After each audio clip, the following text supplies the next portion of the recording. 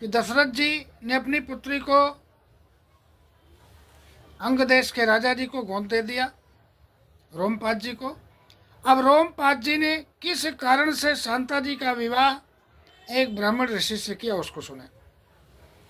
जब विभांडक जी ने श्राप दे दिया कि आप नगर में सूखा पड़ जाएगा, लोग जल और अन्न के लिए तिल तिल कर मरने लगेंगे, ऐसा कह के चले गए। उधर श्रृंगी जी को रोमपाद जी लेके एक बहुत घोर वन में गए और वहाँ पे एक पर्णकुटी बनाया। उस पर्णकुटी में श्रृंगी जी को अपने साथ रखा और उनका पालन पोषण करने लगे। धीरे धीरे श्रृंगी जी बड़े हुए और सांसारिक सुखों की दूरियों से इतनी दूर रोमपाद जी के यहाँ श्राप देने के बाद चले गए विभांडक जी। उनके मन में एक क्षोभ पैदा हो गया कि ये संसार कुछ नहीं है। उनकी पत्नी के जाने के बाद उनके मन में भाव पैदा हुआ कि संसार सिर्फ धोखा देता है, इस संसार से कोई मतलब नहीं रखता, और अपने पुत्र को इतने एकांत में पाले कि दुनिया, देश, संसार, स्त्री पुरुष, पति पत्नी के बारे में उनको कोई जानकारी नहीं थी, वो अज्ञान थे। और इधर अंग देश में ऋषि का श्राप धीरे धीरे बढ़ने लगा। 1 साल बारिश नहीं हुई, 2 साल नहीं हुई, 4 साल नहीं हुई, 10 साल नहीं हुई, 15 साल नहीं हुई। लोग सूखों से ग्रस्त हो गए, भूखों मरने लगे, जनता बहुत परेशान हो गई। राजा रोमपाद जी को बहुत कष्ट हुआ कि पुत्रवत जिस जनता से हम प्रेम करते हैं, जिस प्रजा से वो प्रजा मेरी तिल तिल कर मर रही है, ऐसा मन में सोच करके रोमपाद जी अपने गुरु जी के घर गए और उन्होंने इसका कारण पूछा कि बारिश कैसे होगी, वर्षा कैसे होगी, इसका कोई उपाय बताएं।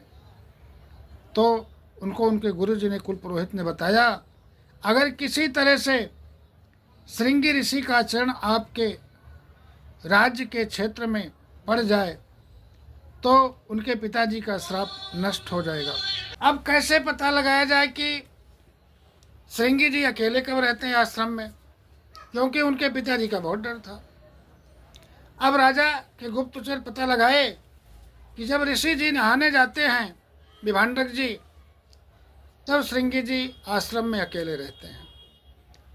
इधर राजा रोमपाद जी ने व्यवस्था की, नगर की कुछ सुंदर सुंदर महिलाओं को जो नृत्य काम में निपुण थीं उनको लगाया कि किसी तरह से श्रृंगी जी को लुभाया जाए। जब वो अकेले रहें तो 5-6 महिलाएं मिष्ठान और फल लेके, जैसे ऋषि जी स्नान के लिए निकले विभांडक जी, वैसे श्रृंगी के आश्रम में पहुंच गए। श्रृंगी जी ने कभी पिता और पुत्र के अलावा किसी को जंगल के अलावा देखा ही नहीं था। उन्होंने सोचा कि प्रभु, ये कौन सी चीज़ आ गई महिलाओं के बारे में, क्योंकि उनको इसका ज्ञान था ही नहीं कि स्त्री पुरुष क्या होते हैं, महिला क्या होती हैं। उन्होंने पूछा, आप लोग कौन हो, कहाँ से आए हो? बहुत चकित हो गए कि ऐसे भी और लोग होते हैं क्या। तब उन्होंने बताया कि हम फलानी जगह से आए हैं, अंग देश से, और आपसे मिलने आ गए हैं। बातचीत हुई, कुछ देर बहुत अच्छा लगा। बोले, आपके यहाँ और लोग भी अच्छे अच्छे होंगे? बोले, हाँ।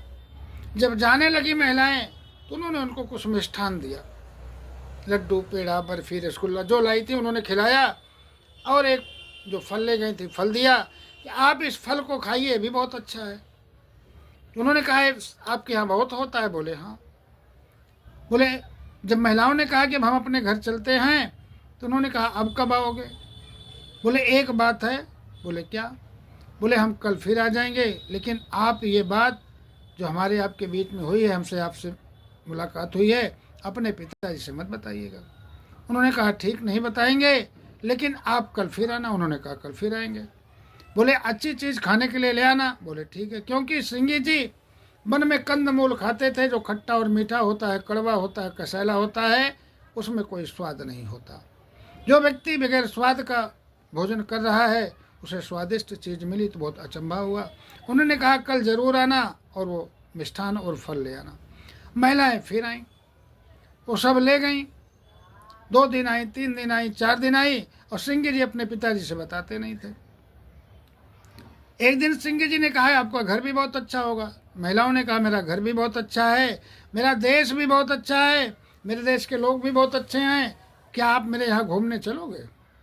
सिंह जी ने कहा कि पिताजी से पूछा नहीं है। बोले छोड़ दो पिताजी से, कोई बात नहीं, मत पूछो, बिना बताए चले चलो। सिंह जी ने कहा अगर मैं गया और वापस आया और पिताजी पहले आ गए तो क्या होगा? बोले कोई बात नहीं, पिताजी आ जाएंगे तो बात की बात बाद में देखी जाएगी। अभी आप चलना चाहते हो तो हम आपको अपने देश में घुमा सकते हैं। बोले हाँ चलेंगे। बोले ठीक है, कल आप तैयार रहना, हम आएंगे, आपको लेके चलेंगे। उधर महिलाओं ने राजा रोमपाद जी से बता दिया कि कल सिंह जी को हम लेके आएंगे। नगर में तैयारी होने लगी, उनकी स्वागत की, और महिलाएं ढेर सारा मिष्ठान लेके उनके पर्णकुटी के पास पहुंच गईं। और जैसे ही ऋषि जी स्नान करने के लिए विभांडक जी निकले, वैसे सिंह जी को लेके महिलाएं अंग देश की तरफ चल पड़ी। जैसे सिंह जी चले, बादल उठने लगे। जैसे कुछ आगे बढ़े, बादल गरजने लगे और खूब तेज काले काले बादल हो गए और गर्जना शुरू हो गई। अंग देश के लोगों ने सोचा कि शायद प्रभु की तरफ से कुछ राहत मिलेगी, लेकिन जैसे सिंह जी अंग देश की सीमा में प्रवेश किए, पैर रखा, वैसे ही घनघोर बारिश होने लगी। मित्रों, ये संसार माया का घर है। माया मतलब मोह अपने आप उत्पन्न हो जाती है। देखिए, एक दूसरे से परिचित थे, पिताजी से झूठ बोला, मोह में फंस गए, इसी को माया और मोह कहते हैं। और बिना बताए सिंह जी रोमपाद जी के अंग देश में प्रवेश किया। बहुत घनघोर बारिश हुई, अंग देश की सारी प्रजा बहुत शांत हुई, मन को बहुत शांत हुआ, सब बहुत सुखी हुए। अब सब बहुत सुखी हुए, लेकिन एक व्यक्ति बहुत दुखी हुआ। राजा रोमपाद को बहुत कष्ट हुआ कि अरे भगवान क्षमा करना, अब मेरे साथ क्या होगा। उन्होंने अपने मंत्रियों से सलाह ली, नगरवासियों के, कि छोटी सी बात से तो सिंह ऋषि जी ने इतना बड़ा श्राप दे दिया था कि सब भूखों मर रहे थे, बारिश नहीं हो रही थी। अब बहुत दुखी हो गए, लोगों से मंत्रणा की कि अब क्या होगा, अब ऋषि जी क्या श्राप दे देंगे, ऐसा न हो पूरा नष्ट हो जाए। और उधर ऋषि जी अपने आश्रम पे आए, पुत्र को ना पाकर बहुत दुखी हुए। फिर उन्होंने अपनी ध्यान विद्या से देखा तो पता लगा कि उनके पुत्र अंग देश में राजा रोमपाद जी के यहाँ हैं। वहाँ से क्रोध में चल दिए कि पूरे अंग को भस्म कर दूंगा, तहस नहस कर दूंगा, धरती आसमान एक कर दूंगा, आज पूरा अंग देश खंडर बना दूंगा अपने श्राप से। ऐसा मन में क्रोध करके चले। इधर राजा रोमपाद के मंत्रियों ने, गणों ने उनको सलाह दी कि ऋषि जी बहुत क्रोध में आए हैं, आप एक काम करो। बोले क्या? बोले आपके नगर क्षेत्र की जनता को बहुत शांति मिली है, मन शांत हुआ है और सबको बहुत अच्छा लगा है। आप भी अपनी बहुत प्रिय वस्तु, बहुत प्रिय चीज़ आज सिंह जी को प्रदान कर दो। उन्होंने पूछा क्या? बोले आपके प्राण से ज़्यादा प्यारी आपकी पुत्री है, आप सिंह जी के साथ इनका विवाह कर दो। अगर विभांडक जी आएंगे, क्रोध में बहुत रहेंगे, तो सामने पुत्र और पुत्र वधू को खड़ा देखकर क्रोध शांत हो जाएगा। और यही उन्होंने किया। ऋषि जी के श्राप से बचने के लिए अपनी पुत्री का विवाह सिंह ऋषि से कर दिया। उधर जी जब ऋषि जी आए, विभांडक जी, तो पुत्र और पुत्र वधू पैर छुए, ऋषि जी का गुस्सा शांत हो गया और अपने पुत्र वधू को लेकर अपने नगर को चल दिए। इस कारण राजा रोमपाद जी ने अपनी पुत्री सिंह ऋषि जी को प्रदान की। इस तरह शांता जी का विवाह सिंह जी के साथ हुआ। जनकपुर की महिलाएं राम जी को इसीलिए गाली देती थी क्योंकि ससुराल का मामला था कि तुम क्षत्रिय हो के ब्राह्मण को अपनी बेटी ब्याह दी एक ऋषि के साथ, क्योंकि राम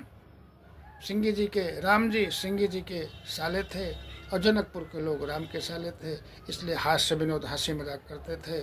बोलो विष्णु भगवान की जय। जय श्री राम।